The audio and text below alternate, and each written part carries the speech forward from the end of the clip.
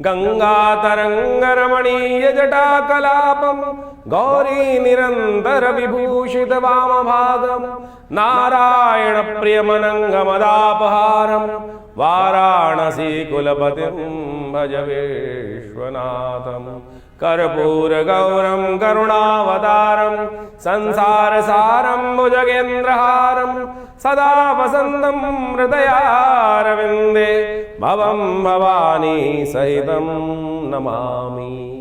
नमस्कार, स्वागत है आपका आचार्य वाणी में। मैं आचार्य डॉक्टर विक्रमादित्य आपके साथ हूँ। आज का विषय है मंगल प्रधान मेष राशि वालों के लिए जुलाई के अंतिम समय में ग्रहों के योग किस प्रकार के बनने वाले हैं। 27 तारीख रविवार का दिन है, तृतीया तिथि है और उसमें मधुश्रवा तीज का योग बन रहा है। ग्रह नक्षत्रों के दृष्टिकोण से थोड़ा सा द्वंद्व से बचते हुए आगे बढ़ने का प्रयास करें। चीज़ों को आप सफलता की तरफ ले जाते दिखाई देंगे। शहद का दान करना चाहिए, शहद भगवान पर अर्पित करना चाहिए, वो आपके लिए कल्याणकारी योग बनाएगा। हो सके तो भगवान का, कृष्ण का, भगवान विष्णु का, शालिग्राम जी का जो है पंचामृत से स्नान करा के उनका चरणामृत ग्रहण करें, उनको झूले में झुलाने का प्रयास करें। ये मधुश्रवा तीज के दिन झूला झूलन उत्सव रहता है तो वो आनंद देता है, संसार के कष्टों को दूर करने के व्यक्ति के जीवन में योग बनाता है। 28 तारीख सोमवार का अवसर, चतुर्थी तिथि, और इस बार सावन में खास योग बना है कि 2 बार चतुर्थी के दिन सोमवार का योग बन गया। विघ्नहर्ता गणेश जी, देखिए ग्रह नक्षत्रों का योग कैसा चल रहा है और ऐसे में कुछ ना कुछ विघ्न जीवन में उपस्थित होने के जो योग बनेंगे उनको निपटाने के लिए, उनको दूर करने के लिए शिव का सहारा लें। और इस दिन चतुर्थी में तो शुक्ल पक्ष की चतुर्थी के दिन जो सौर पुराण के अनुसार से दूर्वा चतुर्थी का योग बनता है। गणेश जी, दूर्वा के गणेश जी बनाकर भगवान शिव को अर्पित करना चाहिए। 108 दूर्वांकुर भगवान को अर्पित करने का प्रयास करें। इससे बहुत सारे कष्ट, विघ्न जीवन से दूर होने के योग बन जाते हैं। इस बात का ध्यान रखना चाहिए। हमने विवेकानंद योगाश्रम में इस दिन बड़ा विशाल रुद्राभिषेक रखा है, आप सब भी उसमें सम्मिलित हो सकते हैं। मंगल इस दिन बदलने वाले हैं और आपकी राशि के दृष्टिकोण से वो जाने वाले हैं शनि के सम्मुख होकर। ये द्वंद्वात्मक स्थिति बनेगी। अन्य स्थिति के झगड़ों से बचते हुए कार्य करना पड़ेगा आपको। हो सके तो थोड़ा आप गुड़ चने का दान करें, वो आपके लिए बहुत अच्छा रहेगा। 29 तारीख मंगलवार का अवसर, पंचमी तिथि विद्यमान है, ग्रहों का परिवर्तन का योग बन रहा है। थोड़ा स्वास्थ्य के मामले में ध्यान रखते हुए कार्य करें, चावल का दान करें। बृहस्पति महाराज इस दिन विशेष तौर पर पराक्रम भाव में चलते हुए राहु के नक्षत्र में प्रवेश कर रहे हैं। थोड़ा भ्रम की स्थिति रहेगी, स्वास्थ्य पर नेगेटिव प्रभाव पड़ सकता है, मनोमस्तिष्क विचारों पर नेगेटिव प्रभाव पड़ सकता है। थोड़ा ध्यान रखते हुए कार्य करने की ज़रूरत रहेगी आपको। घर में गूगल की धुनी देने का प्रयास करें, राहु के नेगेटिव प्रभाव से दूर करने का रास्ता आपको प्राप्त होगा। 30 तारीख बुधवार का अवसर, षष्ठी तिथि विद्यमान है, कल की जयंती है और इस दिन बुद्ध महाराज जो है वो शनि के नक्षत्र में प्रवेश करने के योग बना रहे, पुष्य नक्षत्र में प्रवेश करेंगे। ऐसे में ग्रह नक्षत्रों के दृष्टिकोण से बुद्ध अस्त चल रहे हैं और शनि के नक्षत्र में प्रवेश कर रहे हैं और शनि मंगल के साथ कहीं ना कहीं द्वंद्वात्मक स्थिति बना रहे हैं। थोड़ा स्वास्थ्य का, गुस्से का ध्यान रखिएगा, मन को शांत करने का प्रयास करें। हो सके तो इस दिन बिल्वपत्र भगवान को अर्पित करने का प्रयास करें, मक्खन का या दही का दान करने का प्रयास करें, घी का दान करने का प्रयास करें, आपके लिए अच्छा रहेगा। 31 तारीख बृहस्पतिवार का अवसर है, सप्तमी तिथि विद्यमान है और इस दिन गजकेसरी योग आपकी राशि में बनकर तैयार होगा, जो कहीं ना कहीं चीज़ों को ठीक करेगा। सुबह हल्की दिखाई देती है लेकिन जैसे जैसे सूर्य आगे गति को प्राप्त करेंगे आपकी राशि के दृष्टिकोण से कुछ ना कुछ परिवर्तन का योग बनता दिखाई देगा। ऐसे में सुबह सुबह भगवान सूर्य का दर्शन कर कर उनको अर्घ अवश्य दीजिएगा। पीला पुष्प और रोली डालकर, कहा जाता है कि इस दिन पाप नाशिनी सप्तमी होती है। इस दिन गेहूं का दान करना और भगवान सूर्य को कनेर के पुष्प के साथ अर्घ देने से कष्ट निवृत्ति का योग बनता है। आदित्य हृदय स्तोत्र का पाठ करना सर्व प्रकार से कल्याणकारी योग बनाएगा। देखिए, सावन का महीना चल रहा है, इस समय आपने अभी अपने भविष्य को समझा। भविष्य में ग्रह तो खेल करते रहेंगे, अपने अपने अजीब अजीब खेल चलते रहेंगे, लेकिन एक बात ध्यान रखें, हम अपनी मनोकामनाओं को पूर्ण करने के लिए जिस भी रास्ते को अपनाएंगे वो कहीं ना कहीं मनोकामना पूर्ण होती है, लेकिन हमारी परीक्षा भी साथ साथ जीवन में चलती रहती है और शास्त्र उसके प्रमाण है। शास्त्र के दृष्टिकोण से इस रहस्य को हमें समझना चाहिए। मार्कंडेय ऋषि के बारे में आपने सुना होगा। शास्त्र में अष्ट चिरंजीवी कहे गए, अश्वत्थामा बलिर्व्यासु हनुमानश्च विभीषण कृपा परशुरामस्य मार्कंडेय च अष्टमा। ये अष्ट चिरंजीवी हैं जिनके जीवन में अद्भुत चमत्कार का योग बना है और इस सावन के महीने में इस रहस्य को हमें समझने की आवश्यकता है। हम कई बार अपने वीडियोस के माध्यम से आपके समक्ष भाव उपस्थित करते हैं कि हमको शरणागति भगवान की प्राप्त करने का उपाय करना चाहिए और पौराणिक मत से ज्योतिष को जो समझ लेते हैं उनके बहुत सारे कष्ट निवृत्ति के योग बन जाते हैं। ये सावन का महीना बेहद खास है और ऐसे में संसार में शास्त्रों में लिखा है कि हमारे समस्त जो जीवन जो है ग्रहों के अधीन है, ग्रहों के उठापटक परिवर्तन के अनुसार से हमारे जीवन में अच्छा बुरा समय हमको प्राप्त होता है। लेकिन उसके ऊपर भी एक 10वां ग्रह है भनु भगवान का अनुग्रह करना। जो भगवान का अनुग्रह कर लेते हैं उनके समस्त 9 के 9 ग्रह शांत हो जाते हैं।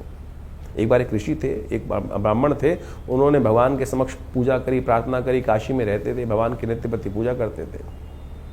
घर में कोई संतान नहीं थी, तो भगवान को प्रसन्न किया।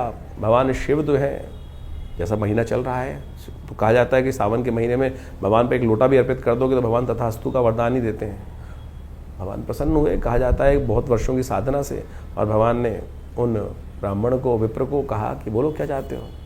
उन्होंने भगवान के सामने प्रार्थना रखी कि हमारे घर में संतान नहीं, संतान आप आशीर्वाद दें तो संतान। तो भगवान ने बड़ा विचित्र प्रश्न किया, बोले संतान चाहिए, पुत्र चाहिए, कुपुत्र चाहिए। कुपुत्र चाहिएगा तो लंबा जीने वाला मिलेगा, सुपुत्र चाहिए तो केवल 5 वर्ष की आयु वाला मिलेगा। कहा जाता है कि संतान की आकांक्षा में उस साधु ने, संत ने, ब्राह्मण ने कहा कि भगवान सुपुत्र ही दो, कुपुत्र होगा तो जीवन भर कष्ट देगा, कम से कम 5 साल तो सुख प्राप्त करने का योग बनेगा, संतान की सेवा करने का अवसर मिलेगा। भगवान ने तथास्तु कहा। देवयोग से संतान प्राप्ति हुई, मार्कंडेय ऋषि उस घर में उत्पन्न हुए, और जैसे जैसे जीवन समय आगे चलता रहा, उस साधु को, उस ब्राह्मण को ये तो पता ही था कि बच्चे की आयु केवल 5 साल है। 4 साल बड़े सुंदर निकल गए, 1 वर्ष रह गया। मन में ऐसे भाव थे कि अब बचा कहाँ है, समय सुख का बस अंतिम समय है, बालक का जीवन केवल 1 वर्ष शेष रह गया है। तो कहा जाता है कि उन्होंने कई जगह जन्मपत्री दिखाई, तो उन्होंने कहा कि किसी संत का आशीर्वाद मिल जाए तो इसके समस्त जो है कष्ट निवृत्त हो सकते हैं। संत का आशीर्वाद इतना चमत्कारी होता है, इसलिए हम कई बार आपको कहते हैं कि जहाँ भी संत हैं उनका दर्शन करके लाभ लेने का प्रयास करें। तो मार्कंडेय ऋषि के जीवन में एक घटना घटी कि उनके पिता को कहा किसी ज्योतिषी ने कि भाई संत का आशीर्वाद चाहिए, संतों का आशीर्वाद। बोले संत कहाँ ढूंढने मिलेंगे, संत कहाँ ढूंढूं। बोले तुम तो ये छोड़ो कौन है कि संत नहीं, सबका ही आशीर्वाद लेने का प्रयास करो, हो सकता है भाग्य से कोई ना कोई मिल जाए। बोले क्या करूं। बोले एक काम करो, कुटिया बनाओ, गंगा के तट पर संत महात्मा दर्शन करने आते हैं, स्नान करने आते हैं, जो भी दिखाई दें अब सब उनके ही चरणों में नमन करो, सब आशीर्वाद देंगे। यही किया उन्होंने। 1 वर्ष था, धीरे समय भागता चला गया। देवयोग से 3 दिन शेष रह गए थे उस 1 वर्ष पूरा होने में। मार्कंडेय ऋषि का जो शरीर था पूरा होने में 3 दिन बाकी थे। देवयोग से भगवान की कृपा से 7 ऋषि वहाँ से निकले, उन्होंने नमन किया, और जैसे ही मार्कंडेय ऋषि ने उनको नमन किया, उस ऋषि बालक ने नमस्कार प्रणाम किया, उन्होंने कहा यशस्वी भव, दीर्घायु भव। और जैसे ही दीर्घायु कहा तो वो ब्राह्मण था, हंसा। बोले महाराज आप आशीर्वाद दे रहे हो, दीर्घायु भव, आयुष्मान भव का आशीर्वाद दे रहे हो, इस बालक के तो 3 दिन ही शेष रह गए हैं। उनको बड़ा विचित्र लगा सप्तऋषियों को कि अरे हमारा आशीर्वाद तो निष्फल चला जाएगा। उन्होंने विचार किया और उन्होंने ब्राह्मण से कहा कि अरे ब्राह्मण एक काम करो, अब 3 दिन तो रह ही गए हैं, तो इस बालक को हमको ही दे दो, हमारे साथ ही जाएगा, कुछ ना कुछ योग बनेंगे। ब्राह्मण ने सोचा 3 दिन रह गए हैं, अब हो सके तो जो भी कृपा होनी हो, वो सप्तऋषि उनको साथ ले गए। सप्तऋषि सीधे पहुंचे, कहा जाता है कि भगवान ब्रह्मा के पास, और उस बालक को कहा कि हमारे पीछे रहना। और जैसे ही सप्तऋषियों ने भगवान ब्रह्मा को प्रणाम किया तो ब्रह्मा जी ने उन सबको आशीर्वाद दिया आयुष्मान भव। और जैसे ही आशीर्वाद दिया आयुष्मान भव तो भगवान ने कहा, समस्त सप्तऋषियों ने कहा कि हमारी बला तो टली, अब आपके हमारे वाक्य से अब आपका वाक्य जुड़ गया, और अब आपकी बला, इस संसार को रचा आपने ही ब्रह्मा जी। तो जैसे ही वो हंसे सप्तऋषि, तो ब्रह्मा जी ने पूछा हंसने का कारण। बोले इस बालक की आयु के 2 ही दिन शेष रह गए हैं, अब तो कल इसकी मृत्यु होनी, और आपने तो आयुष्मान भव का आशीर्वाद दे दिया। अब आप हमने पहले दिया था, पूरी वृत्तांत सुनाया, पहले हम फंस रहे थे, आपको भी फंसना है। आप अपनी वाक्य को कैसे रखेंगे, मर्यादा कैसे रखेंगे अपने आशीर्वाद की, वो आपके ऊपर है। ब्रह्मा जी ने विचार किया, बोले अब तो एक ही रास्ता है कि जो संसार में जो सबसे पराशक्ति है वही इस कष्ट से निवृत्ति का मार्ग दे सकती है। कहा जाता है कि भावी मेट सकें त्रिपुरारी, सब लोग वहाँ पर चलकर भगवान शंकर के द्वार पहुँचते हैं। भगवान शंकर के जब द्वार पहुँचते हैं तो वही प्रणाम, सबने प्रणाम किया, और भगवान शंकर ने आयुष्मान प्रदान किया, यशस्वी भव, आयुष्मान भव। भगवान के समक्ष तो जो भी जाएगा आशीर्वाद देगा। आपके समक्ष भी कोई आता है तो आप यही आशीर्वाद देते हैं ना, ये थोड़ी देखते हैं कि कौन कैसा पात्र है। जब झुका तो आशीर्वाद स्वयं निकलेगा, और जैसे ही वो बालक त्या समस्त झुके तो वो आशीर्वाद निकल गया। तो सबने भगवान के समक्ष कहा, भगवान आप ही कर सकते हैं, आप ही का आशीर्वाद है, यही कर सकते हैं। भगवान ने देखा क्या हुआ, तो उस बालक को देखते ही भगवान को याद आया तो ये हमारा ही आशीर्वाद से दिया हुआ पुत्र है, और अब आशीर्वाद दे दिया। तो भगवान ने उनको सप्तऋषियों का, तुम जाओ, इस बालक को यहीं छोड़ जाओ। और जब ये बालक को वहीं छोड़ दिया, शाम के समय का समय था, यमराज आए, और यमराज ने उस दिन अपना जैसे ही फंदा उस मार्कंडे ऋषि के गले में डाला, ओम नमः शिवाय का जप करते वो शिव से चिपट गए। भगवान ने त्रिशूल लेकर जैसे ही यमराज की तरफ आक्रमण किया, अरे मेरा नाम ले रहा है भक्त, इस पर तुम अपना फंदा डाल रहे हो। तो यमराज ने कहा, भगवान आप ही का दास हूं, आप ही के संसार के क्रम को चलाने का कार्य करता हूं, आपने जो दायित्व दिया है। तो भगवान ने बड़ा विचित्र उनको जवाब दिया कि आशीर्वाद मेरा है, मैंने ही आयु दी थी, तो इसको मेरे अनुसार ही तुमको समझना पड़ेगा। बड़ा सुंदर शास्त्र में व्याख्यान मिलता है कि भगवान ने किस प्रकार से मार्कंडे को अमर किया। तो भगवान ने कहा कि एक बात समझो कि किस प्रकार की स्थिति है। ये सावन का महीना इतना सुंदर है कि ऐसे में भगवान शिव की आराधना कर कर आप समस्त अपने जीवन के कष्टों को दूर कर सकते हो। इस भाव को हमें समझने की आवश्यकता है। तो कहा जाता है भगवान ने यमराज से कहा कि एक बार बताओ कितने वर्ष की आयु दी थी। बोले 5 वर्ष की आपने आयु दी थी। 5 वर्ष की आयु, बोले 5 वर्ष किसके थे? 5 वर्ष मेरे अनुसार चलेंगे, गणना मेरे अनुसार चलेंगे या तुम्हारे अनुसार चलेंगे? बोले भगवान आप ही बताएं किसी करना। बोले मेरी गणना के अनुसार से मैंने 5 वर्ष की आयु दी, तो 5 वर्ष मेरी गणना के अनुसार से चलेंगे, तुम्हारी गणना के अनुसार से नहीं चलेंगे। इस संसार में जो कहा जाता है कि जो कई कल्प, एक ब्रह्मा के जीवन में कई कल्प विराजते हैं, और भगवान तब उनका जो आयु पूरी होती है। कई कल्प जब बीत जाते हैं, कई कल्प बीते तब ब्रह्मा जी की वो आयु निकलती है, और भगवान शिव के एक दिन में 10 ब्रह्मा की आयु निकल जाती है। तो अब भगवान ने कहा गिनाओ, 5 वर्षों के महीने बनाओ, दिन बनाओ, उसके बाद गणना करो। तो यमराज ने हाथ जोड़े भगवान के। तो ये चमत्कार है भगवान की भक्ति का। तो मार्कंडे ऋषि जब अमर हो सकते हैं, शास्त्र में वर्णित है, तो असंभव इस संसार में कुछ नहीं है। तो आप बड़ी श्रद्धा के साथ भगवान के अनुनय विनय के साथ पूजन करने का इस सावन के महीने में सुंदर जो योग बन रहे हैं, जो आपने भी समझे, तो इसलिए इस भक्ति मार्ग पर चलने का प्रयास करें। जीवन में चमत्कार हो सकता है। बाकी सब ग्रहों का जो खेल है वो तो है ही है, विचित्र है। तो ये ग्रहों की गणना जो आप समझ रहे हैं, वो एक तरफ नवोग्रह, एक तरफ 10वां ग्रह प्रभु का अनुग्रह, एक तरफ उसको अपनाने का प्रयास करें, चमत्कार हो सकता है। तो सावन के सुंदर महीने में आपने ग्रहों का योगा योग समझने का प्रयास किया, और इसके अनुसार से आपकी राशि के दृष्टिकोण से किस प्रकार के ग्रहों का योगा योग चल रहा है वो आप समझ लें, तो बहुत अच्छे से आप चीज़ों को, परिस्थितियों को अपने अनुरूप से परिवर्तन करने का योग बना सकते हैं। देखिए, जैसे ग्रहों का योग, परिवर्तन का योग इस समय बना है, चाहे वो शनि का परिवर्तन हो चुका हो, उसके साथ साथ मंगल का परिवर्तन जो विचित्र योग बना रहा है वो आपको समझ लेना चाहिए, समसप्तक योग। ऐसे में कई ग्रहों का जो परिवर्तन, बुध का अस्त होना, ये सबका सब बहुत विशेष योग लेकर आपके जीवन में उपस्थित हो रहा है।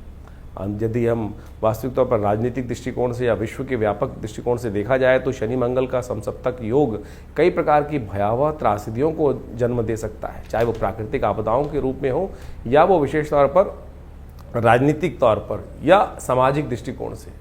कई प्रकार के द्वंद्व ऐसे समय में उपस्थित होते हैं। ज्योतिष की गणनाओं के अनुसार से इस बात को हम अच्छे से समझ सकते हैं कि जब जब शनि मंगल आपस में या तो एक संग बैठे हों या एक दूसरे के सामने हो, तो युद्ध की स्थिति रहती है, चाहे वो किसी का भी जीवन चल रहा हो। तो ऐसे में अपने मनोमस्तिष्क को हमको शांत रखते हुए कार्य करने का प्रयास करना चाहिए।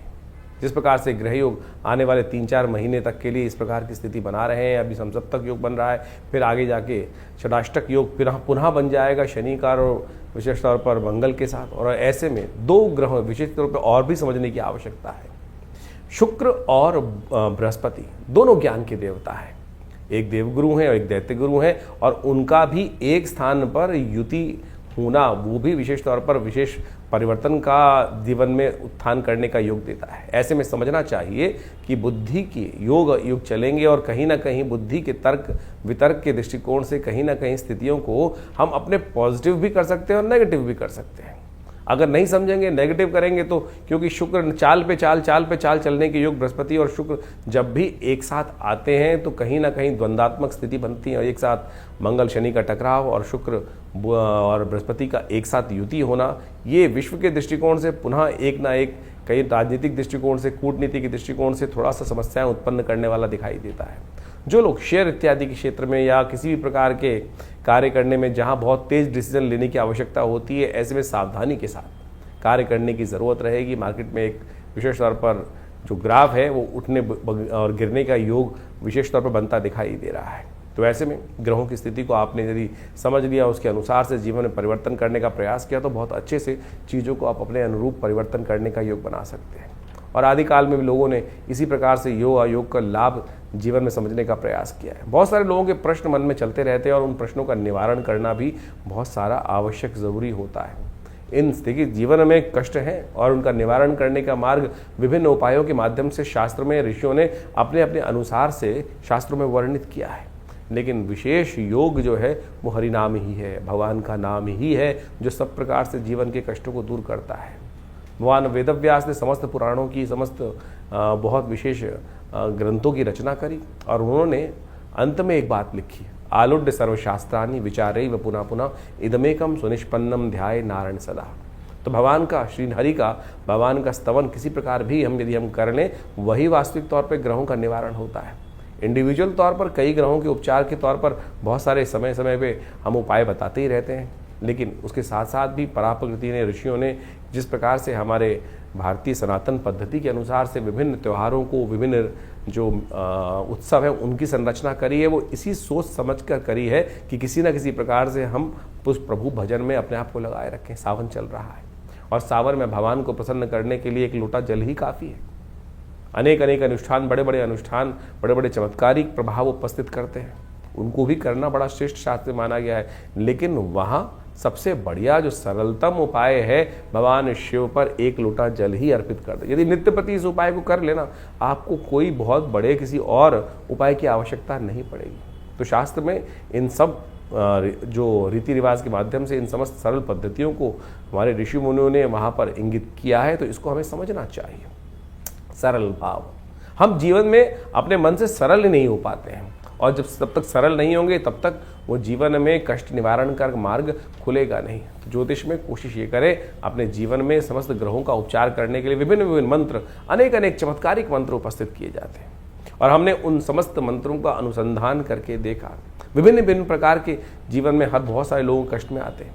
ऐसे में यदि स्वास्थ्य के दृष्टिकोण से कोई समस्या चल रही हो, तो इस विशेष तौर पर सावन के महीने में महामृत्युंजय मंत्र का जप करना सबसे श्रेष्ठकर माना गया है। तो ऐसे में कैसी भी बड़ी विपदा हो, उससे निवृत्ति का मार्ग प्राप्त करने के लिए, उस कष्ट को अपने जीवन से दूर करने के लिए महामृत्युंजय मंत्र का यथाउचित भाव से श्रद्धा के साथ अवश्य जप करें, और उसी मंत्र का जप करते हुए भगवान का अभिषेक भी करने का प्रयास करें। चाहे वो दूध से कर सकें, चाहे वो जल से कर सकें, जैसी आपकी सामर्थ्य, जैसी आपकी इच्छा हो। भगवान भाव के भूखे हैं, और भगवान के भाव जो दिए भाव का ही सामग्री बनाकर भगवान के श्री चरणों में अर्पित कर दें, तो देखिए समस्त कष्ट निवारण करने की देर नहीं लगी। शास्त्र कहता है, एक घड़ी आधी से पुनियाद, तुलसी संगत साध की हरे कोट अपराध। तो इसलिए वो एक क्षण कब आ जाए। समस्या ये ना कि 108 बार 1.25 लाख मंत्र जप करने का शास्त्र में वर्णन मिलता है, वो इसीलिए मिलता है कि लगातार रिदम के साथ चलते हुए यदि एक क्षण के लिए भी, एक मंत्र के लिए भी हमारा मन एकाग्र हो पाया, तो वो जो ट्रेवल पूरा लंबा मार्ग है वो बहुत आसानी से पूरा हो जाएगा। तो इसलिए सरलता से इसी भाव को हम अपने जीवन में रखने का प्रयास करें, तो ये विभिन्न ग्रहों का जो उपचार इत्यादि है वो सब हमारे जीवन प्राप्त हो जाएगा। बहुत सारे लोगों के अलग अलग प्रश्न होते हैं, जैसे हमने कहा, उन सब के निवारण के लिए हमने ये प्लेटफॉर्म आपके समक्ष रखा ही हुआ है। आप अपने प्रश्नों को व्हाट्सएप के माध्यम से हमारे यहाँ भेज सकते हैं। इसके अलावा हर रविवार को विभिन्न जो बड़े कार्यक्रमों में हम सब आपके साथ समय रहते हैं, तो उसमें आप आ भी सकते हैं। हर रविवार को विशेष तौर पर बड़ा कार्यक्रम रहता है, यज्ञ में आप सब सम्मिलित हो सकते हो। इस श्रावण के महीने में तो विशेष व्यवस्था हमने रखी हुई है कि हर रोज़ नित्यपति भगवान का रुद्राभिषेक, भगवान शंकर का रुद्राभिषेक चलता है आश्रम पे, और सोमवार के सोमवार जितने सोमवार पड़ रहे हैं उसमें विशेष बड़े तौर पर सामूहिक तौर पर भगवान के रुद्राभिषेक करने की व्यवस्था की गई है। आप भगवान के सानिध्य में एक बार रुद्राभिषेक का सुंदर आनंद शास्त्र विधि के अनुसार से कर देखिएगा, समस्त कष्टों को निवारण करने का सुंदर मार्ग अवश्य प्राप्त होगा। इसकी सुंदर व्यवस्था आश्रम की तरफ से है, तो आप स्वयं आकर किसी भी जो व्यवस्था को जानते हुए फ़ोन नंबर से संपर्क साध कर आप उस कार्यक्रम में जुड़ सकते हैं। और हमने ऐसा विश्वास रखा है कि भगवान की, और अनेक प्रकार से देखे भी हैं, कैसे भी कष्ट हों भगवान की कृपा से वो दूर हो जाते हैं और उससे आपको लाभ ही प्राप्त होगा। धन्यवाद।